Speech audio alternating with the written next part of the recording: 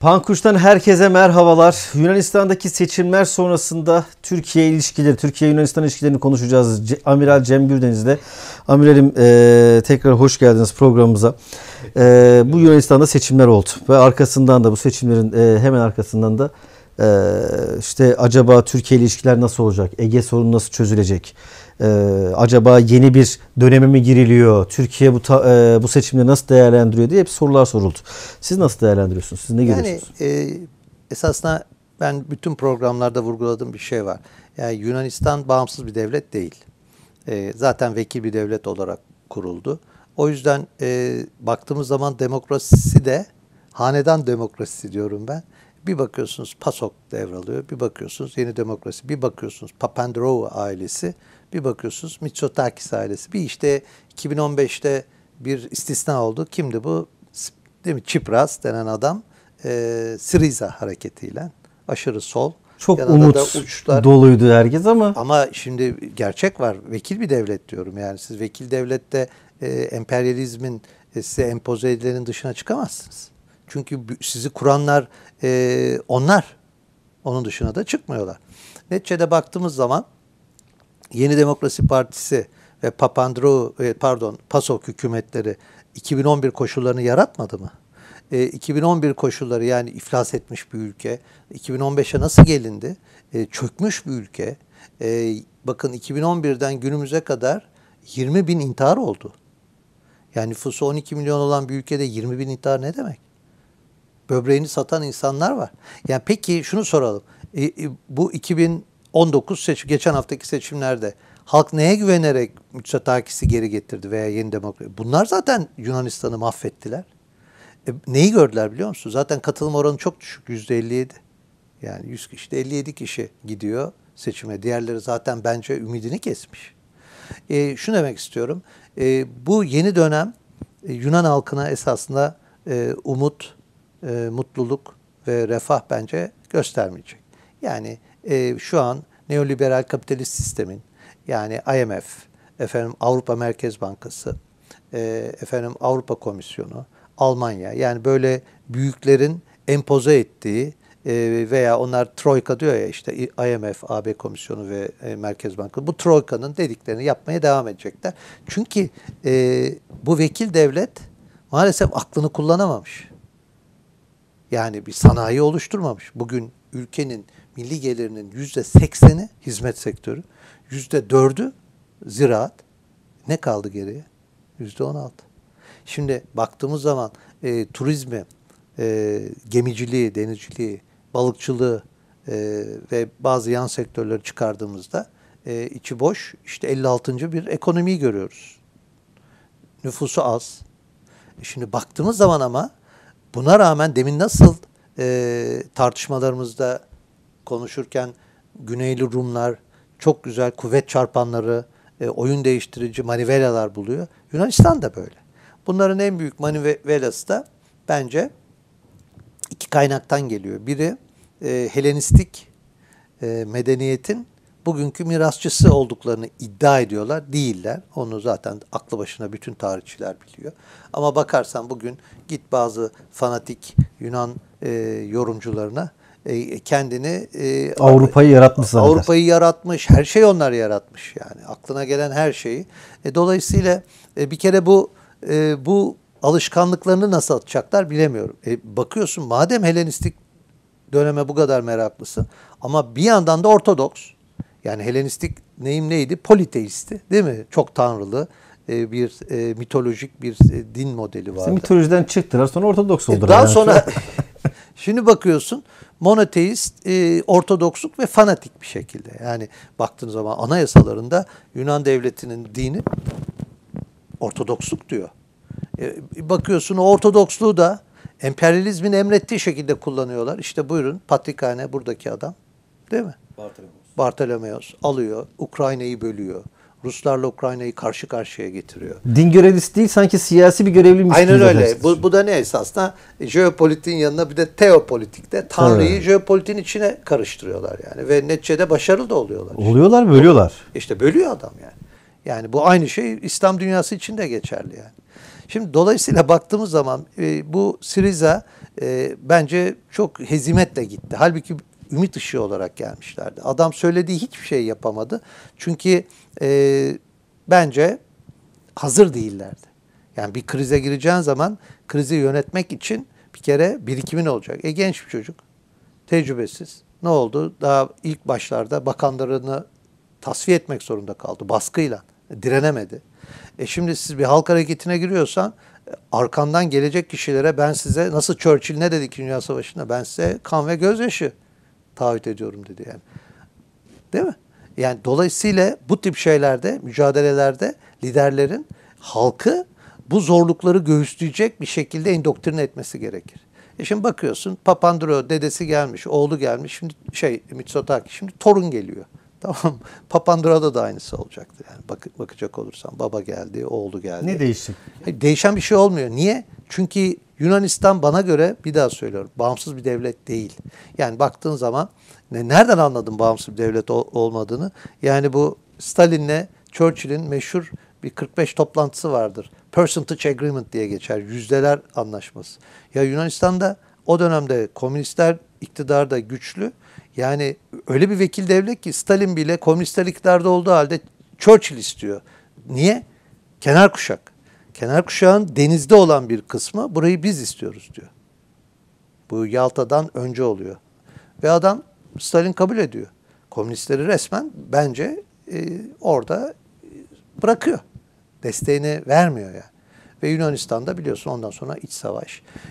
Baktığın zaman bu dediğim tabii 45-46 o yıllar. 41'e baktığımız zaman kıtlık var. Ülke çok acılar çekmiş. Ama 23'ten 55'e kadar olan döneme baktığımızda da 1923 ile 55 değil mi? 32 yıl oluyor kabaca. Türkiye ile çok güzel ilişkiler kurulduğunu görüyoruz. O da kimin sayesinde? Mustafa Kemal. Yani Yunanların şöyle bir huyu var. Yani dayak yedikten sonra akıllanıyorlar. Evet. Yani, sonra tekrar değişiyorlar. Ondan sonra tekrar değişiyorlar. Çünkü onları yine o vekil grubu onları itti. Yani Lloyd George hükümeti Türkiye'ye itti onları. Kazanmak için geldiler. Yani hatta Yunan kralı biliyorsun ilkinde İzmir'e çıkıyor. İkincisinde hükümet değiştikten sonraki kral Karşıyaka'dan çıkıyor.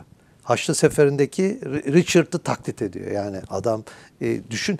Ben Yunanları böyle peri masalında, hayal dünyasında yaşayan insanlar olarak görüyorum. Hakikaten yani bazen bakıyorum bir tane adam var. Çılgınca Türk Deniz Kuvvetleri'nin analizini yapan bir adam var. Hatta bir YouTube kanalı da bu adamın konuşmalarını sürekli tercüme edip altyazıyla yayınlıyor ve çok büyük iş yapıyorlar bence. White Şövalyelerimiz, Knights of the White, öyle bir ismi de var, şimdi unuttum. Şimdi adam bakıyorum kendi donanmasının zayıflığını anlatıyor. Türklerin savunma sanayinde aldığı yolu, neler yaptığını anlatıyor. Büyük bir şeyle böyle kinle. Arkasından da ama diyor buna rağmen diyor biz diyor Temistokleslerin diyor 100 Spartalıları var ya onların, işte onların torunlarıyız diyor. Biz diyor Salamis Deniz Savaşı'nı yaptık, bunu da yaparız diyor. Halbuki gerçekler hayallerle örtüşmez. O zaman 1922'de niye yenildiniz? 1. 2. 1974'te bu Nikos Samson hatıratı çıktı. Hatta hatıratının kitabını ben ismini söyleyeceğim. Kıbrıs Direnişi ve Çözüm diye, bu 2015'te çıkmış. Benim de yeni elime geçti. Yaşar Aksoy yazmış. Burada Nikos Samson'un anıları var. Adam darbeyi yapıyor 15 Temmuz'da. Bak 22 Temmuz günü bunu yazmış. 22 Temmuz günü öğleden sonra saat 3'te bana daha 3 saat önce, yani 12 sularında Türkiye'ye savaş açıyoruz. Donanma ve Hava Kuvvetlerimiz Kıbrıs'ta yanınızda olacak diyen Yunan Cumhurbaşkanı Gizik ise adam erişemiyor.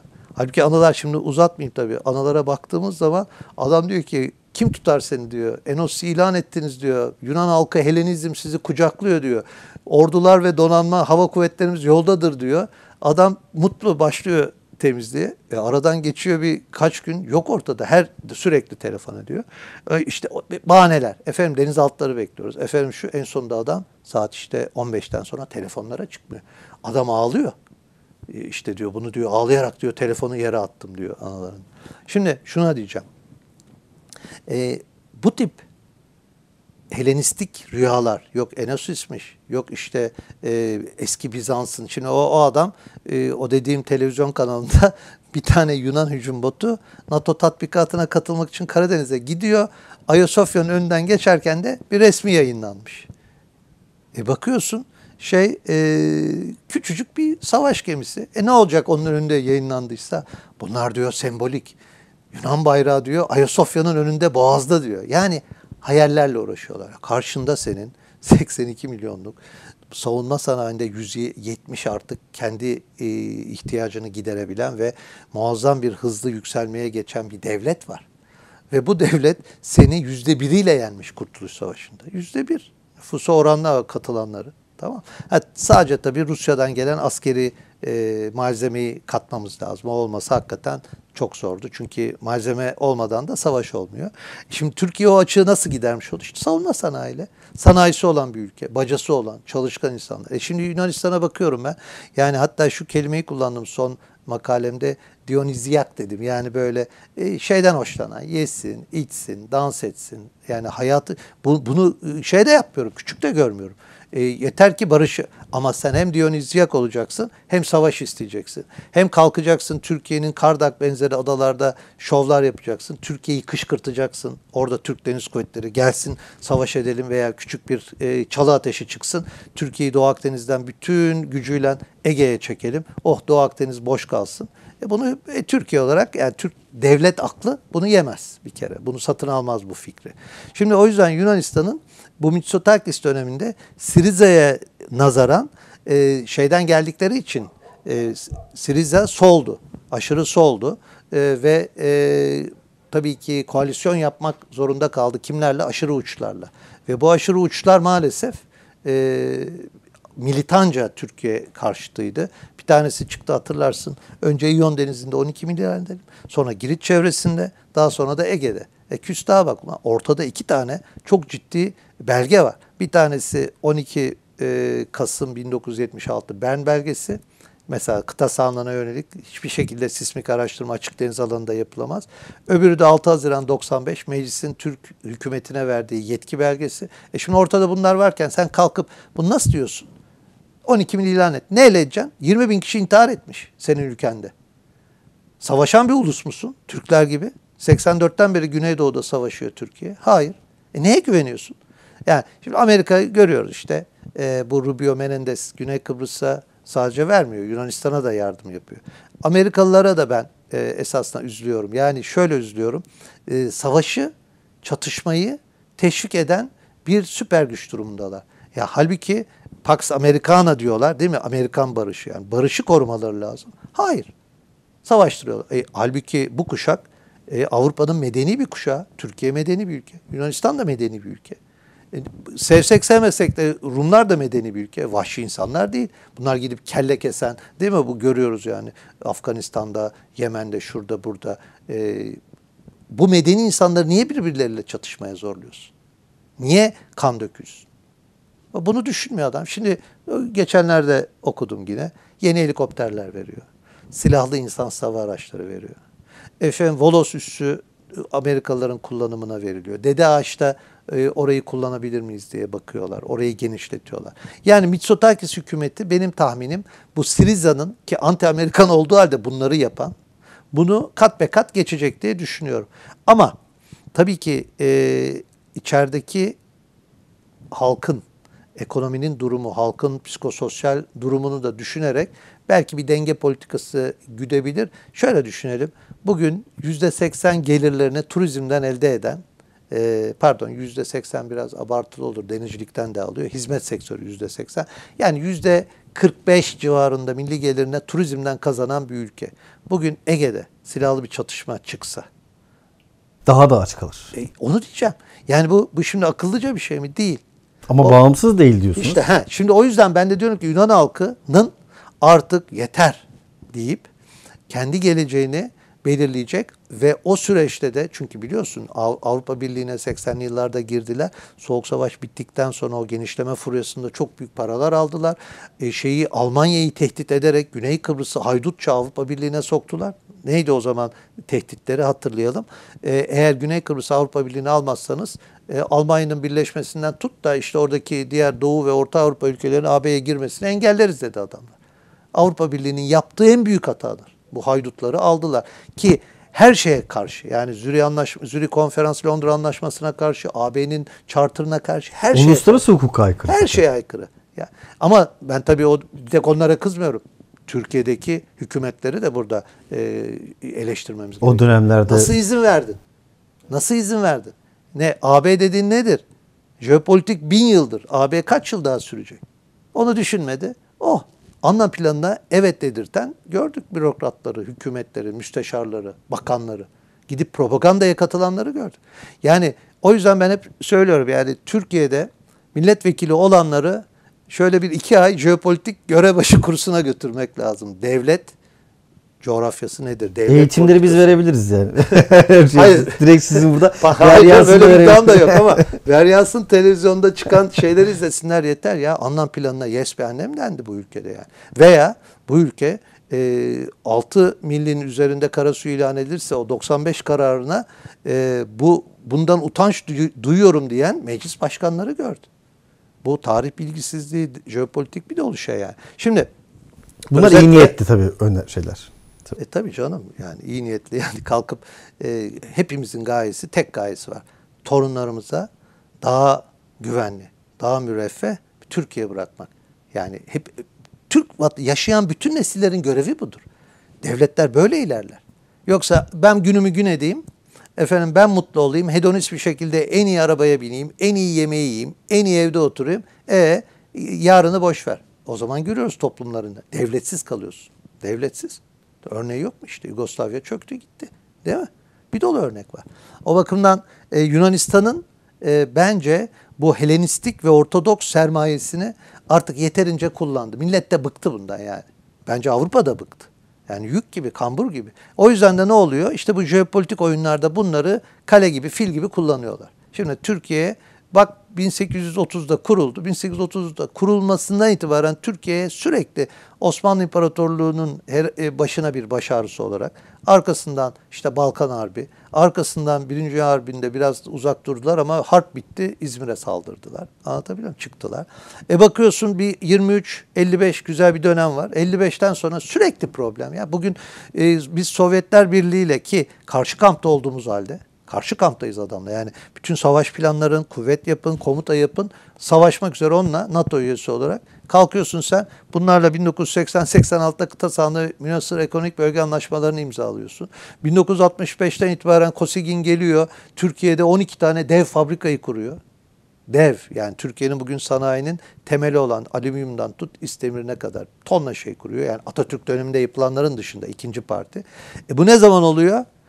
Johnson mektubundan kısa bir süre sonra. Johnson mektubu ne diyor? Sovyetler size saldırırsa sizi NATO olarak korumayız. Bizim silahlarımızı da burada kullanamazsın. İyi, Türkleri katledin yani. Onu diyor adam. Ne oluyor arkasından? Bizim heyet gidiyor. Aksine bırak savaşı. Adam geliyor sana, sanayini, seni kalkındıracak hamleler yapıyor. Ama bizde bu dediğim Atlantik eroinmanlığı o kadar güçlü ki. Ortada somut bir düşmanlık yok. Mesela adam kalkıp Güneydoğu'daki Şırnak'ta, Hakkari'de Adana konsolosu Amerikalıların dolaşır. Değil mi? Bakarsın İngiliz ateşe, ben amiralliğimden biliyor. Neredeydin hafta sonu? İşte diyor Güneydoğu Anadolu'da field trip diyorlar. İşte saha turu. Ne işin var kardeşim senin? İşte diyor çok güzel diyor şeyler. Belli. Baktığımız zaman biz hiçbir Rus büyükelçisini Hakkari'de, Diyarbakır'da gördük mü? Konsolos orada gidip bilmem ne belediye başkasını karşısına oturtup sorguya çekti mi?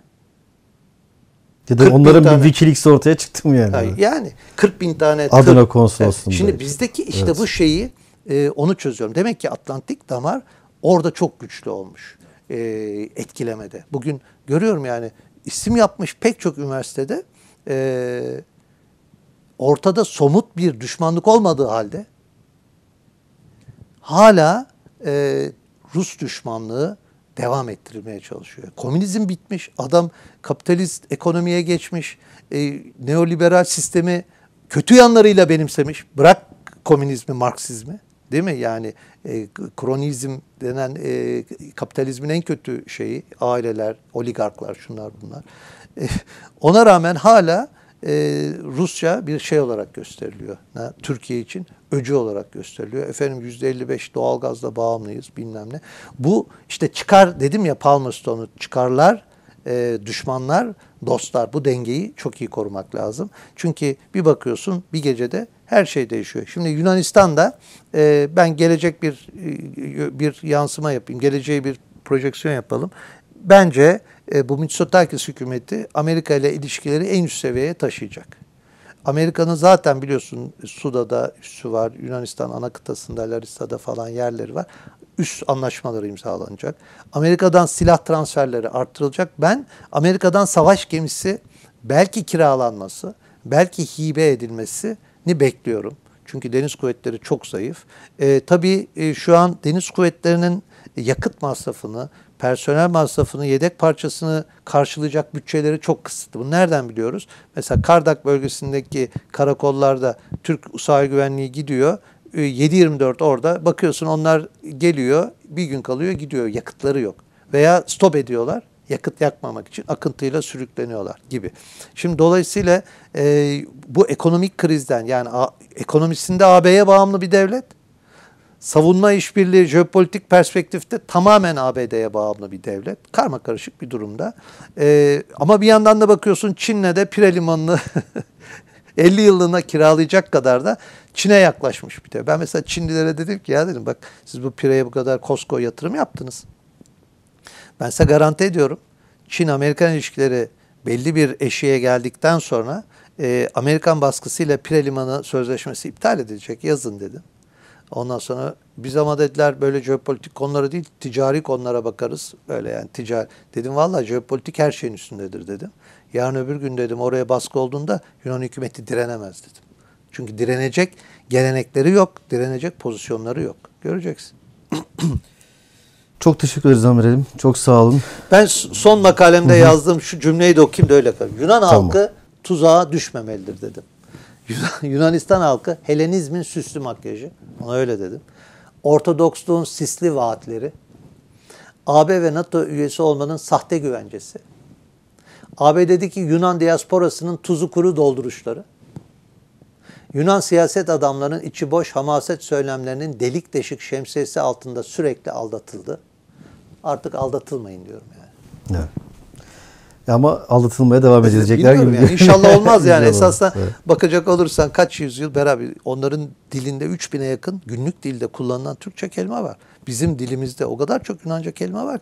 Yani çok ortak yönümüz var. Bu iki ülkenin Mora Yarımadası ile Anadolu Yarımadası'nın dost olması lazım. Yani ama bu emperyal sistem bizi sürekli çatıştırmak istiyor. İşte medeniyetler çatışması, yok işte Hristiyan kültür Türkiye, efendim Hristiyanlığın payandası Yunanistan'dır, böyle saçma sapan şey.